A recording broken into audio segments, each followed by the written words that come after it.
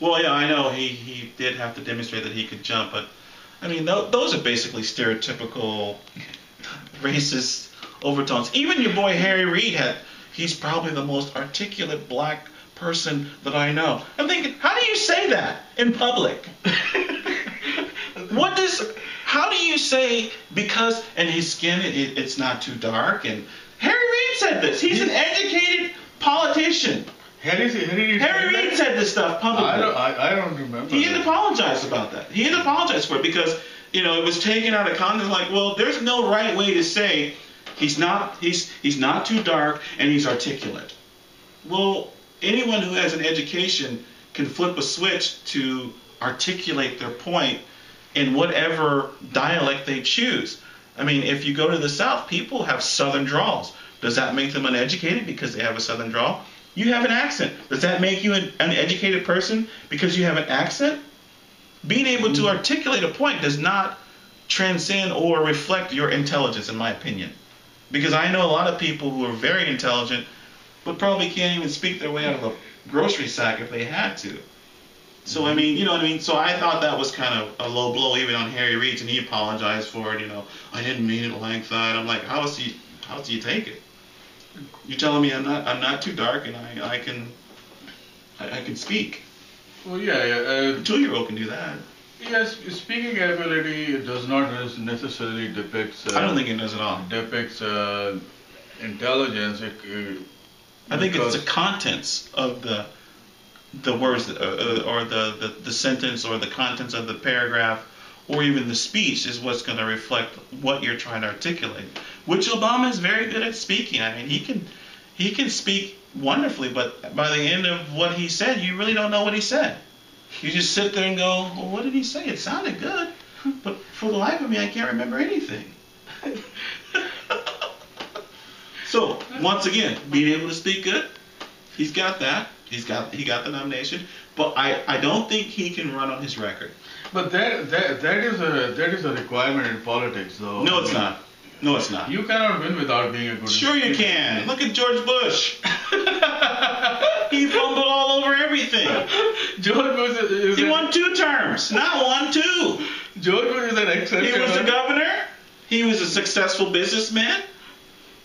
Governor of Texas. Yeah, one of the largest states in the Union and the most successful states in the Union. That's not bankrupt or insolvent, by the way, either. In Texas, you just have to be a Republican. No, sir. It's not about that. It's about actions. Texas is like Missouri, the show me state. Show me what you can do. Don't tell me. Show me. Perry won the governorship of... and ran the state for 10 years. Very successfully. But Perry have done very stupid things too. He's said stupid things, he's forgotten stupid things, and he's not a good debater. He's not. He's not. So I think in Texas, only those kind of people get elected. No, you forget about one of the female governors that were there. I think, what was her name? Anne? I can't think of her name, but she was very articulate. I don't think the point I'm trying to make is how you are able to speak should not define your intelligence, period. Because there's a lot of people with accents, there's a lot of people with the inability to respond quickly or spontaneous. Obama, he has a teleprompter everywhere he goes. Nothing is off script or off the cuff. Why is that? And that's why I think a debate between him and Newt Gingrich would be absolutely fascinating. Because the teleprompter is not going to be able to save his butt. He's either going to know what he's talking about and believe in what he's saying, or he's going to fall on his face. And that's why I know they want Romney, because Romney himself is a teleprompter.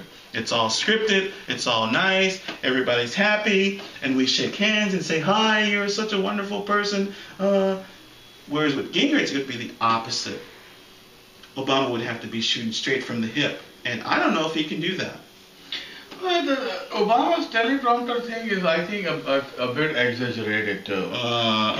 He depends on teleprompter, but it's not like he cannot talk without us. He's a newscaster. He answers questions to... Those questions are already scripted in the interview before it happens.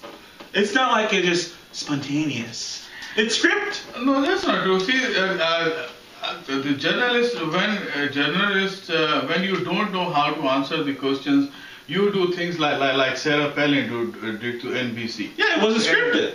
It wasn't scripted. It wasn't scripted. And that's how she looked so stupid, because she was completely unprepared to answer the questions. Because Katie Couric purposely tripped her up. And that was very obvious. And when they aired it, they didn't even edit like they normally do to make things look wonderful and nice on TV. They purposely wanted to make her look stupid, and they were very successful in doing that. But she was stupid. She's not stupid. Come on. She's not. You can't be a governor of a state and run a household and run a state and be stupid. Now, you may not agree with her politics or ideas, but she's not a stupid woman. She's very intelligent. She's attractive. She appeals to the masses, both Democrat, Republican, and Independent, and she's a threat. I agree. Huge threat. That's why they destroyed her as soon as they could, because they were like, oh my God. When McCain pulled her out of his butt, that was like a huge thing. The Democrats were like, oh my God, we picked the black guy and he just picked the white woman for vice president. We're in trouble. So we have to destroy her. And from that moment on, of course, they destroyed her. They went after her family. They started attacking her kids. I mean, that was absolutely insane. And the thing that makes me more angry than that, where was now the group that represents liberated women of independence and equalness and they didn't say a word. And here's Bill Clinton, who was the greatest sexual predator of all time in office, next to Kennedy. They never said anything against him either. But here's Clarence Thomas, one woman who can remember something from 30 years ago from a pubic hair on her Coke can, and they want to not allow him to be the judge. What is that? What is that?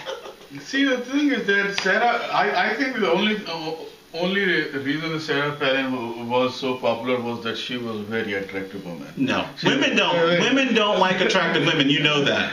Women hate attractive women, so it wasn't that. She actually appealed to a part of our culture, which were women who felt disenfranchised from both sides. And she got that independent group of women and some of the conservatives, but she also made a lot of women angry too. So it was kind of a mixed bag. But she did something that had not ever been done since Susan B. Anthony was in office, or not office, but was representing women's suffrage movement next to Miss Roosevelt. But she did something that nobody had seen coming. That was like a curveball out of the dark that smacked the Democratic Party right in the face. They were like, what are we going to do now? So what did they do? They got their media machine. She's ill-prepared. McCain did a poor job of preparing her, putting her out there. Should have done better. She should have had better handlers. Didn't have that. She was like a kid in a candy store. Unfortunately, there was no candy for her. She had multi-million dollars to spend on her clothes, but she didn't have money to hire advisors. No, that's what I'm saying. It was poorly orchestrated. The idea was perfect. The execution was awful. The problem is, you agree that you can see Russia from Alaska, huh? That what? You can see Russia from Alaska, huh? Whoa. If you're looking across the Bering Strait, you got the right binoculars. It's only... Dude, if you can see a nickel from the Hubble Space satellite, you can see Russia from Alaska. Of course, you can see anything from anywhere with telescopes, but that was really... That was taken completely out of context, though. So it wasn't out of context. It was everything they've done to try to destroy this woman. She has become more successful because of the media hating her than probably anyone else in the history of the world. See, the thing is that this is politics. Of course, it is politics, but even in politics, there are lines that you don't cross. You don't talk about people's kids. You don't degrade them when you don't have any evidence to do. You know what I mean? You don't do, that's completely wrong. And I don't like that about the political process. Labeling, character assassination, maiming. I mean, this is bad. The thing is that someone is going to shoot your butt if you show him your butt. You know? No. Actually, a sniper will get you no matter what you show, because he's got a good scope, and he can get you from 2 miles away. Whether you expose anything or not, He's got you if he's got a scope on you. So the reality is, if the news media wants you, they can take you. They can make you or they can break you. If you become a threat, they break you. I totally agree that corporate controlled media has a monopoly on our information system, and that is not a good thing. And it has done for a lot of bad things in the past, like for example the Iraq War, for example. Oh my God, yeah. It was just because of the bad reporting from big media that a vast majority of Americans believed that Iran has nuclear weapons. And but okay, I'll give you that. But what about the people like Nancy Pelosi who sat on the Security Council who also said that and voted for it? See, this is what I say. I mean, it's different if we believe that, but when the people who make the decisions have private information or exclusive information, and they have that conclusion, okay, so where is the truth? This is what I say. Where's the truth? When the resolution went to the Congress, to the House, there was only one vote against it. Yeah, and Ron Paul. No, Dennis Kucinich. Okay. Dennis Kucinich. That was the only vote against it. In the whole, over 400 people got Congress. In the House arrest, but yeah. Congress. And then when everything went wrong, when everything proved to be a lie and everything, then everybody started saying, oh, this was bad. This was Bush. Bush wanted to go to war. Of course, Bush wanted to go to war. No. But what did you just tell me? Why? 435 representatives, 434 of them all went with it. And then once it didn't pan out, all of a sudden it was Bush. Now remember, he did not have the majority in either houses. That's what I'm saying. The Senate or the House of Representatives. Why did you support it? Exactly. And why did you distance yourself and make it seem like it was just Bush? It was a consensus. It was a bipartisan resolution. If you take out Kucinich, it was a consensus. That's why American people believed on it so strong. Okay, so even with that, why were they able to take that one piece of evidence and make it as if it was a Republican thing? Because the Senate was controlled by the Democrats. The House of Representatives was controlled by the Democrats. So it wasn't like Bush had the majority to where he could do whatever he wanted without approval. They passed the resolutions almost unanimously in both houses. Same is with the bailouts. I agree. So how do you? This is why I say the media is the one who dictates what we think, right. Because they take these things that are bipartisan agreements and put it on one party, and then unfortunately people believe that. That's true. Now they believe it, and it's like that's not true. Look at who voted. The votes are public. Now nobody is trying to say publicly that I voted for a bailout, but at that point, the majority of them voted. Well, the majority was still the Democratic Senate and House of Representatives. Right. And they voted for all of that. Bush did not unilaterally say, well, we're just going to bail out. They themselves, Barney, Frank, Dodd, all of these guys, Pelosi. The thing is that media was showing Paulson and Bush every day, every hour, every minute on the TV appealing. It's a dire situation. The collapse of the world as we know it is going to fall apart. The sky is falling. Everything is going in. You're not going to be able to feed your kids. And, okay, so we got the bailout. And I remember, when House blocked it for the first time. Yeah.